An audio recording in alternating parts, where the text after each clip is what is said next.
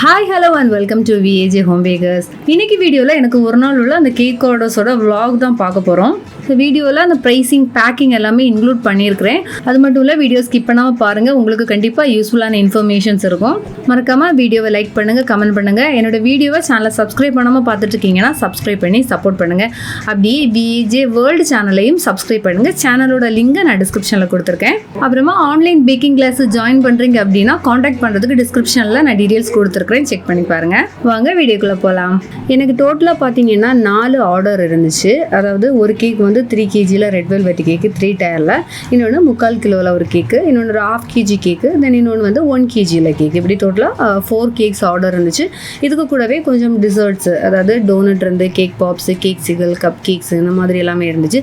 So அதுக்குள்ளே cake ஸ்பாஞ்சும் வந்து நான் கொஞ்சம் ஒரு 1/2 kg போல் தனியாக நான் செய்திருந்தேன். பேக்கிங் ஒர்க் எல்லாமே நான் 1 day முன்னாடியே கம்ப்ளீட் பண்ணியிருந்தேன். ஸோ டோனட்ஸும் கப் கேக்ஸும் நான் அதுக்கு கூடவே சேர்த்து செய்திருந்தேன். டோனட்ஸ் பார்த்தீங்கன்னா 3 pieces ஆர்டர் இருந்துச்சு. ஸோ பசங்களுக்கு இந்த டோனட் செய்யும்போது அவங்க கேட்பாங்க, நான் அதனால் 6 pieces செய்துட்டு கஸ்டமருக்கு 3 piece மட்டும் நான் கொடுத்தேன். பேக்கிங் ஒர்க் முடிச்சதுமே எல்லா கேக்குக்கும் க்ரம் கோட்டிங் நான் ஸ்டார்ட் பண்ணேன். ஸோ இது பார்த்தீங்கன்னா எனக்கு கேக் ஆர்டர் ஒரு 3 கேக் வந்து மார்னிங் டெலிவரி கொடுக்கணும், அந்த 3 tier 3 kg கேக்குக்குள்ளே. அதுவும் அந்த டிசர்ட் செட்டப்பும் வந்து அன்னைக்கு ஈவினிங் கொடுத்தா போதும். ஸோ நான் ஃபர்ஸ்ட் என்ன பண்ணேன்னா, அந்த மார்னிங் கொடுக்க வேண்டிய அந்த கேக்ஸுக்கு மட்டும் நான் எல்லா கேக்கும் க்ரம் கோட்டிங் பண்ணியிருக்கேன். அதனால் அந்த கேக் மட்டும் தான் நான் ஃபர்ஸ்ட்டு எல்லாமே ஸ்லைஸ் பண்ணி எடுத்துக்க போகிறேன். இந்த மாதிரி பெரிய ஆர்டர்ஸ்லாம் இருக்கும்போது எல்லா கேக்ஸும் டிமோல்ட் பண்ணி ஸ்லைஸிங் கொடுத்து தென் அந்த க்ரம்ஸ் எல்லாமே கிளியர் பண்ணி எடுக்கிறதே அது ஒரு பெரிய ப்ராசஸ் ஆகும். அதுக்கு வந்து நமக்கு டைம் பார்த்திங்கன்னா 1 hour கிட்டே எடுக்கும், எல்லா கேக்ஸுக்கும் நீட்டாக நம்ம அந்த ஒர்க்கு முடிச்சு எடுக்கும்போது. ஸோ எனக்கு நெக்ஸ்ட் டே மார்னிங் பார்த்திங்கன்னா ஒரு 1 kg கேக்கும், ஒரு 3/4 கிலோக்குள்ள ஒரு கேக், இன்னொன்று ஒரு 1/2 kg கேக்கு. நான் அதை மட்டும் நான் ஸ்லைஸ் பண்ணி எடுத்திருக்கேன். ஸோ அந்த அவ்வளோ கேக்குக்கு மட்டும் நான் சேர்த்தே தான் ஃப்ராஸ்டிங் ஃபில்லிங் எல்லாமே கொடுத்துருந்தேன். எனக்கு 3 வந்து 3 ஃப்ளேவர் உள்ள கேக்காக தான் இருந்துச்சு. இந்த 1 kg கேக் பார்த்தீங்கன்னா அது பைனாப்பிள் ஃப்ளேவர் கேக்கு, இன்னொன்று வந்து ப்ளூபெரி கேக்கு, இன்னொன்று பார்த்தீங்கன்னா பட்டர்ஸ்காட்சில் உள்ள கேக். நான் இந்த 3 கேக்கோட ரெசிபி வீடியோவும் சேனலில் அப்லோட் பண்ணியிருக்கிறேன். லிங்க் டிஸ்கிரிப்ஷனில் கொடுக்குறேன், பார்க்காதவங்க பாருங்கள். இப்போ அந்த கேக் ஃப்ளேவர்ஸோட ப்ரைஸிங் அப்படிங்கிறது ஒவ்வொரு ஏரியாவுக்கும் ரேட்டு டிஃப்ரெண்ட்டாக இருக்கும்.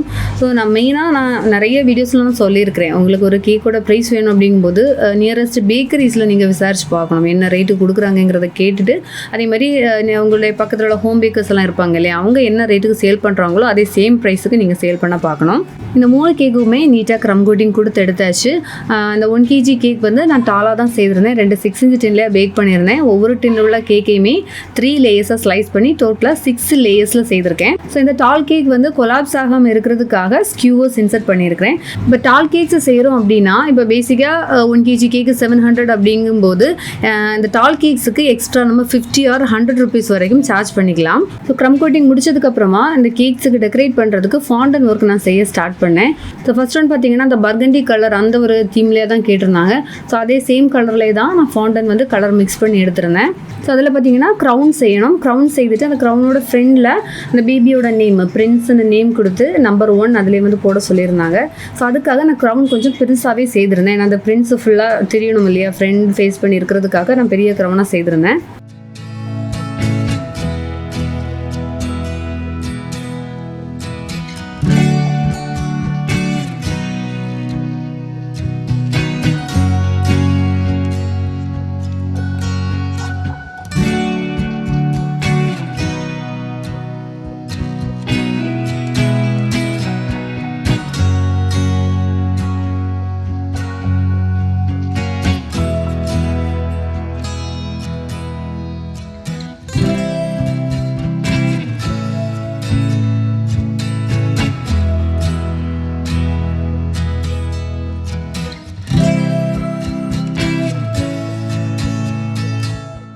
இந்த கேக் பார்த்தீங்கன்னா கஸ்டமைஸ்டு கேக் தான், உங்கள் மாடல் கொடுத்துருந்தாங்க.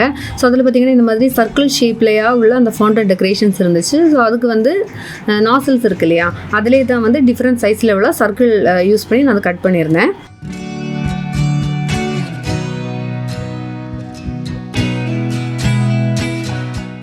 ஃபாண்டன் ஒர்க்ஸ் முடிச்சதுக்கப்புறமா நான் கேக்குக்கு ஐசிங் செய்ய ஸ்டார்ட் பண்ணேன். இந்த 3/4 kg கேக் பார்த்தீங்கன்னா வயலட் கலரில் தான் கேட்டிருந்தாங்க. நான் செஃப் மாஸ்டர் பிராண்டில் உள்ள வயலட் கலர் எடுத்திருக்கேன்.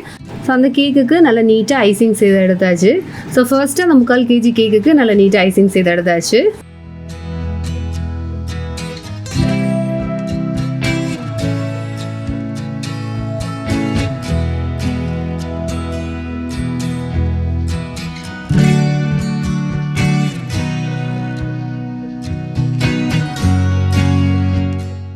ஸோ கேக்கில் பார்த்தீங்கன்னா நாசல் டிசைன்ஸ் தான் கொடுத்துருக்குறேன். அதுக்கு வந்து நான் ரோசரி நாசல் யூஸ் பண்ணியிருக்கிறேன். இந்த நாசலுக்கு நம்பர் எதுவுமே இல்லை, நம்பர் இல்லாத அந்த ஒரு ஸ்மால் சைஸில் உள்ள நாசல் தான். அப்புறமா ஒயிட் காமௌண்ட் கனாஷ் யூஸ் பண்ணி வயலட் கலரில் ட்ரிப்பு நான் கொடுத்துருக்கேன். ஸோ நெக்ஸ்ட் பார்த்தீங்கன்னா இந்த 1/2 kg கேக்குக்கு பர்கண்டி கலரில் ஐசிங் கொடுத்துருக்கேன். இது வந்து மேஜிக் பிராண்டோடது. ஸோ இன்னொரு 1 kg கேக் சொன்னேன் இல்லையா, டால் கேக், அதுவும் பார்த்தீங்கன்னா சேம் இது பர்கண்டி கலர்லேயே தான் நான் ஐசிங் கொடுத்துருக்கேன். இந்த செட்டுக்கு கூட 2 கப் கேக் தான் கேட்டிருந்தாங்க. ஸோ அந்த ஐசிங் முடிச்சதுமே சேம் க்ரீம் யூஸ் பண்ணி 2 கப் கேக்லேயுமே அந்த ரோசரி டிசைன் கொடுத்து விட்டுக்கிட்டேன். நான் இதுக்கு யூஸ் பண்ணது பார்த்தீங்கன்னா 2D நாசல், அந்த நாசலோட நம்பர். ஸோ நெக்ஸ்ட் பார்த்தீங்கன்னா அந்த சின்னதாக டாட் மாதிரி கொடுக்குறேன் பார்த்தீங்களா, இதுவும் வந்து பர்கண்டி கலர் தான். ஆனால் வந்து கொஞ்சம் டார்க்காக நிறைய கலர் யூஸ் பண்ணி கொஞ்சம் டார்க்காக நான் செய்து எடுத்திருக்கேன். இதுக்கு யூஸ் பண்ண அந்த நாசல் நம்பர் பார்த்தீங்கன்னா 195. இப்போ ஒரு சில பேருக்கு இந்த டவுட் இருக்குது, கப் கேக்கு நம்ம ஃபஸ்ட்டே அந்த க்ரீம் டெக்கரேஷன் செய்துட்டு ஃப்ரிட்ஜில் ஸ்டோர் பண்ணலாமா, இல்லை இப்போ ஸ்டோர் பண்ணும்போது கேக் வந்து ஹார்ட் ஆயிரும் இல்லையா அப்படிங்கிற ஒரு டவுட் இருக்குது. ஸோ நான் என்ன பண்ணுவேன்னா, இந்த கப் கேக் ஸ்பாஞ்சுக்கே வந்து சுகர் சிரப் வச்சு கொஞ்சம் வெட் பண்ணிகிட்டே தான் அந்த க்ரீம் டெக்கரேஷன் செய்துட்டு ஃப்ரிட்ஜில் ஸ்டோர் பண்ணுவேன். அப்படிங்கும்போது ஸ்பாஞ்ச் வந்து ஹார்ட் ஆகாது. ஸோ நெக்ஸ்ட்டு பார்த்தீங்கன்னா அந்த 3 tier 3 kg கேக்கு, இது எனக்கு நெக்ஸ்ட் டே ஈவினிங் தான் கொடுக்கணும். நான் அதனால் க்ரம் கோட்டிங் மட்டும் நான் செய்து வச்சுக்கிட்டேன். எனக்கு இவ்வளோ ஒர்க்கு முடிக்கும் போதே நைட்டு 2 o'clock வரைக்கும் ஆயிடுச்சு. ஸோ நெக்ஸ்ட் டே மார்னிங் பார்த்தீங்கன்னா அந்த ஒரு கேக் செட்டுக்கு கூடவே 2 கேக் பாப்ஸும் 3 டோனட்ஸும் கொடுக்க வேண்டியது இருந்துச்சு. ஸோ அதை வந்து நான் டெக்கரேட் பண்ணி எடுத்தேன்.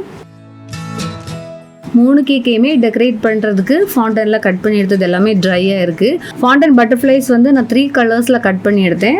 அதாவது பர்கண்டி வந்து நல்ல டார்க் கலராகவும், இன்னொன்று லைட் கலராக, அப்புறமா ஒயிட் கலர். ஸோ இந்த பட்டர்ஃப்ளைஸ் வந்து ஃப்ளாட்டாக இல்லாமல் ஃப்ளை ஆகிறது மாதிரியாக காமிக்கிறதுக்காக தான் நான் இந்த மாதிரியாக அந்த செமி சர்க்கிள் அந்த ஷேப்பில் வச்சு நான் ட்ரை பண்ணி எடுத்திருக்கேன். அப்புறமா ஒவ்வொரு கேக்காக நான் டெக்கரேட் பண்ண ஸ்டார்ட் பண்ணேன். ஃபர்ஸ்ட்டு இந்த 1/2 kg கேக் தான் டெலிவரி கொடுக்க வேண்டியது இருந்துச்சு. நான் அதனால் அதை ஃபஸ்ட்டு நான் டெக்கரேட் பண்ணேன். இந்த கேக்கு தான் இந்த பட்டர்ஃப்ளை டிசைன் பண்ண வேண்டியது இருந்துச்சு. ஸோ அந்த கேக்குக்கு மேலே டேரெக்டாகவே இந்த ஃபாண்டன் பட்டர்ஃப்ளைஸ் எல்லாத்தையும் எடுத்து அரேஞ்ச் பண்ணி வச்சுக்கலாம். இதில் கொஞ்சம் பிங்க் கலர் சுகர் பால்ஸும் போட்டு அந்த ஹாப்பி பர்த்டே நேம் ஃபாண்டனில் தான் எடுத்திருக்கேன். அதையும் வச்சு கேக்கு டெக்கரேஷன் முடிச்சாச்சு. இப்போ இந்த கேக்கில் பார்த்தீங்கன்னா ஃபாண்டனில் டெக்கரேட் பண்ணியிருக்கிறதுனால இப்போ 1/2 kg ப்ரைஸ் என்ன வருமோ அதுக்கு கூட எக்ஸ்ட்ரா 50 rupees வந்து சார்ஜ் பண்ணிக்கலாம். இதை வந்து பேக் பண்ணி ஃபர்ஸ்ட் கேக் டெலிவரி கொடுத்துட்டேன். இது 7x7 x 3.5 inch சைஸுக்குள்ள கேக் பாக்ஸ். அப்புறமா அந்த 3/4 கிலோக்குள்ள ப்ளூபெரி கேக்கு, அதில் அந்த வயலட் கலர்லேயே கொஞ்சம் சுகர் பால்ஸ் போட்டு டெக்கரேட் பண்ணிவிட்டு கேக்கில் அந்த பர்த்டே நேம் ஃபாண்டனை தான் கட் பண்ணி எடுத்துருந்தேன். அதுவும் வச்சு அதையும் டெக்கரேட் பண்ணிவிட்டு அந்த கேக்கை நான் டெலிவரி கொடுத்துட்டேன். ஸோ இந்த கேக்குமே பேக் பண்ணி நான் டெலிவரி கொடுத்துட்டேன். இது வந்து 994 சைஸுக்குள்ள கேக் பாக்ஸ். ஸோ நெக்ஸ்ட் அந்த 1 kg டால் கேக்குள்ளது டெக்கரேட் பண்ண ஸ்டார்ட் பண்ணேன். இதில் வந்து அந்த க்ரௌன் அந்த பாட்டிலேருந்து அதை ரிமூவ் பண்ணி எடுக்கும்போது பார்த்தீங்கன்னா அது க்ரௌன் நிற்கலை, பிரேக் ஆகிடுச்சு. ஸோ பிரேக் ஆனதுக்கு வந்து நிறைய ரீசன் சொல்லலாம். ஒன்று என்னென்னா, ஃபாண்டனில் அதிகமாக ஜெல் கலர் சேர்த்ததுனால ரொம்ப லூஸ் ஆகிடுச்சு. அதனால் அது ட்ரை ஆகி கிடைக்கலனால அது ஸ்டெபிலிட்டி போயிடுச்சு. செகண்ட் ஒன் பார்த்தீங்கன்னா சைஸ் ரொம்ப பெருசு. அதனால் இன்னொன்று தேர்ட் ஒன் பார்த்தீங்கன்னா, நான் வந்து கொஞ்சமாக ஃபாண்டனில் தான் அதிகமான ஜெல் கலர் சேர்த்துருந்தேன். அதனால தான் இந்த அளவு டார்க்காக கிடச்சிச்சு. ஃபாண்டன் கொஞ்சம் அதிகமாக எடுத்திருந்து, அதாவது அந்த க்ரௌனோட திக்னஸ் கொஞ்சம் அதிகமான திக்னஸில் செய்திருந்தால் கண்டிப்பாக ஃபாண்டன்ட்டு செட் ஆகி கிடச்சிருந்துருக்கும். நான் கொஞ்சம் ஓவர் கான்ஃபிடென்ஸில் சொதப்பிட்டேன். ஏன்னா பரவாயில்ல, அது கண்டிப்பாக ட்ரை ஆகி கிடைக்கும், க்ரௌன் நிற்கும் அப்படிங்கிற ஒரு தைரியத்தில் தான் செய்தது. பட் அது சொதப்பிடுச்சு. எப்போவுமே கேக் மேலே க்ரௌன் வைக்கும்போது டேரெக்டாக வைக்கக்கூடாது. இந்த மாதிரி ஒரு சர்க்கிளாக ஃபாண்டன் கட் பண்ணி வச்சதுக்கு அப்புறமா தான் க்ரௌன் வைக்கணும். இல்லைனா அந்த ஃபாண்டன் மெல்ட் ஆகி அப்படி கேக் மேலே விழுந்துடும். இந்த க்ரௌன் ஷேப்பு கரெக்டாக வரல.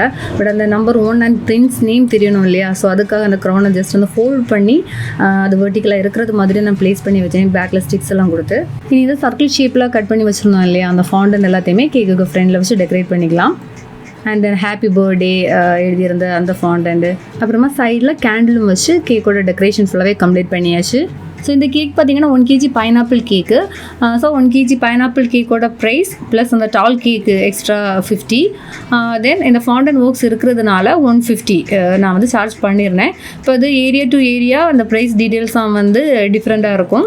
இனி அந்த 2 கப் கேக்கு, 3 டோனட்ஸ், அப்புறமா 2 கேக் பாப்ஸ், இது எல்லாத்தையுமே ஒரு 994 சைஸில் உள்ள கேக் பாக்ஸில் இது எல்லாத்தையும் சேர்த்து நான் பேக் பண்ணிட்டேன். அப்புறமா அந்த வந்து டால் கேக் அப்படிங்கிறதுனால நமக்கு சிங்கிள் பாக்ஸில் பேக் பண்ண முடியாது. ஸோ நான் 2 பாக்ஸ் பாக்ஸை சேர்த்து வச்சு தான் நான் பேக் பண்ணியிருக்கிறேன். இந்த போர்ட் சைஸ் பார்த்தீங்கன்னா 9 இன்ச்சு.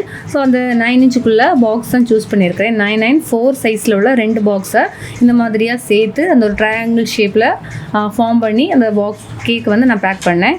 ஸோ இந்த கேக்கும் இதோட டிசர்ட்ஸ் எல்லாத்தையுமே டெலிவரி கொடுத்ததுக்கப்புறமா எனக்கு அந்த மார்னிங் உள்ள கேக்கோட ஒர்க் எல்லாமே முடிஞ்சிருச்சு. இனி ஈவினிங் தான் அந்த ஒரு 3 kg 3 tier ரெட் வெல்வெட் கேக்கோட ஒர்க் இருந்துச்சு. ஸோ அந்த 3 kg 3 tier ரெட் வெல்வெட் கேக்கோட டீட்டெயில்டு வீடியோ நான் ஆல்ரெடி அப்லோட் பண்ணியிருந்தேன். அதில் உங்களுக்கு அந்த டின் செலெக்ஷன் எல்லாமே நான் டீட்டெயிலாக சொல்லியிருக்கிறேன். அது மட்டும் இல்லை, அந்த கேக்கில் பார்த்தீங்கன்னா ஒரு ஆக்சிடென்ட் நடந்துருச்சு. அதாவது சுகர் சிரப்பு கொட்டி அது ஃபுல்லாகவே இந்த கேக்லேருந்து வெளியில் வடைஞ்சது மாதிரி ஆகி அப்படி அதை நான் எப்படி சரி பண்ணி எடுத்தேன் அப்படிங்கிற எல்லா டீட்டெயிலும் அண்ட் கேக்கில் எந்த அளவுக்கு சுகர் சிரப்பு நம்ம அப்ளை பண்ணோம் அப்படிங்கிற விஷயங்கள் எல்லாத்தையுமே நான் அந்த வீடியோவில் டீட்டெயிலாக எக்ஸ்பிளைன் பண்ணியிருக்கிறேன். லிங்க் டிஸ்கிரிப்ஷனில் கொடுக்குறேன், பார்க்காதவங்க பாருங்கள். இந்த கேக் பார்த்தீங்கன்னா ஃபர்ஸ்ட் பர்த்டே பார்ட்டி டெக்கரேஷனுக்கு உள்ளது. ஸோ அதுக்கு கூட எனக்கு ஹார்ட் சிக்கல், கப் கேக்கு, கேக் சிக்கல், கேக் பாப்ஸ் இதெல்லாமே ஆர்டர் இருந்துச்சு. கேக் செய்கிற அந்த ஒர்க்குக்கு கூடவே இதையும் நான் ஒவ்வொன்றா செய்து வச்சுக்கிட்டேன். இந்த வீடியோவில் காமிக்கிற இந்த எக்ஸ்ட்ரா டிசர்ட்ஸ் எல்லாத்தோட வீடியோவும் நான் தனித்தனியாக சேனலில் அப்லோட் பண்ணியிருக்கிறேன். லிங்க் டிஸ்கிரிப்ஷனில் கொடுக்குறேன். அது மாதிரி அந்த ஒவ்வொரு டிசர்ட்ஸோட ப்ரைஸிங்கும் வந்து அந்தந்த வீடியோஸ்லேயே நான் சொல்லியிருக்கிறேன். ஸோ அப்படி வீடியோவில் மென்ஷன் பண்ணலை அப்படின்னா நான் கமெண்ட்ஸில் கொடுத்துட்டு அதை பின் பண்ணி வச்சுருக்கிறேன். கமெண்ட்ஸில் செக் பண்ணி பாருங்கள்.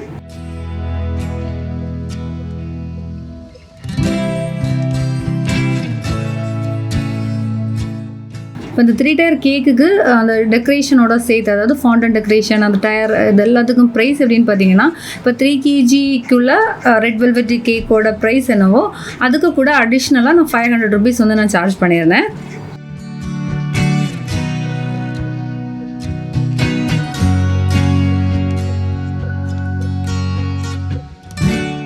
ஸோ 3 kg 3 tier கேக்கோட டெக்கரேஷன் ஒர்க் எல்லாத்தையுமே முடிச்சதுக்கப்புறமா இந்த டிசர்ட்ஸ் எல்லாமே நான் பேக் பண்ணி 4-wheelerல தான் டெலிவர் கொடுத்துருந்தேன். ஸோ இது எல்லாத்தையுமே நானே கொண்டு போய் அங்கே டேபிள் எல்லாமே செட் பண்ணி கொடுத்துட்டு வந்தேன். ஸோ ஒயிட் கலரில் இருக்கிற கேக் ஸ்டாண்ட் இது எல்லாமே என்னோட தான். ஆக்சுவலி இது வந்து ரெண்டுக்கு மாதிரியே தான் கொடுப்பேன். இப்போ ரெண்டுக்கு ஒரு ஸ்டாண்டுக்கு எவ்வளவோ சார்ஜ் அப்படின்னலாம் கேட்டேன், எக்ஸாக்டாக சொல்ல தெரியல. ஏன்னா நான் வந்து இப்போ ஆர்டர் டோட்டல் எவ்வளவு அமௌண்ட் வருமோ ஸோ அதில் வந்து ரவுண்ட் ஆஃப் பண்ணி அந்த மாதிரி கொடுப்பேன். இந்த வீடியோ உங்களுக்கு யூஸ்ஃபுல்லாக இருந்திருக்கும்னு நான் நம்புகிறேன். இதில் வீடியோவில் சொன்னதை தவிர வேறு உங்களுக்கு ஏதாவது டவுட்ஸ் இருக்குன்னு நீங்கள் கமெண்ட்ஸில் கேளுங்க. லேட்டானாலும் கண்டிப்பாக ரிப்ளை பண்ணுவேன். வேறொரு வீடியோவில் மீண்டும் சந்திக்கலாம். பாய்.